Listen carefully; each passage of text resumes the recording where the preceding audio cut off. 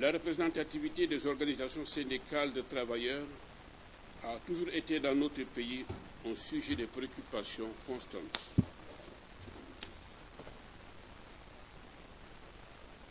Dès l'accession de notre pays à l'indépendance, marquée par le départ des grandes centrales syndicales françaises telles que CGT et FO, pour ne citer que celle-ci, on a assisté à l'émergence d'organisations de travailleurs plus ou moins affiliées à des partis politiques pour des questions souvent idéologiques.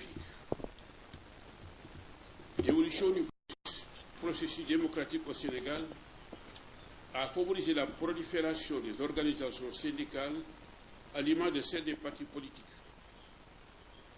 De même, le phénomène de coalition des partis politiques intervenu plus tard n'a pas épargné le mouvement syndical. Des travailleurs, l'option de déterminer la représentativité des centrales syndicales par voie d'élection largement inspirée de notre système électoral politique a été retenue en 2003 par l'adoption par l'Assemblée nationale d'une loi et sa promulgation par le président de la République. Par la suite, des tentatives infructueuses et onéreuses d'organiser ces élections ont été notées d'année en année. Finalement, c'est en avril 2011, plus de 2 ans après, pour la première fois au Sénégal, des élections de représentativité centrale syndicale ont eu lieu. La plupart des organisations ayant pris part ont reconnu le bon déroulement du processus, malgré l'introduction de recours qui ont quelque peu retardé la promulgation des résultats définitifs.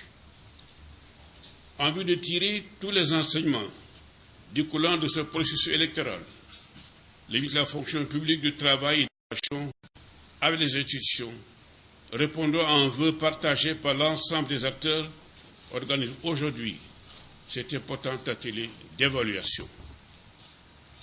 Monsieur le ministre, je demeure convaincu que votre allocution tant attendue apporte plus d'éléments à notre réflexion d'aujourd'hui.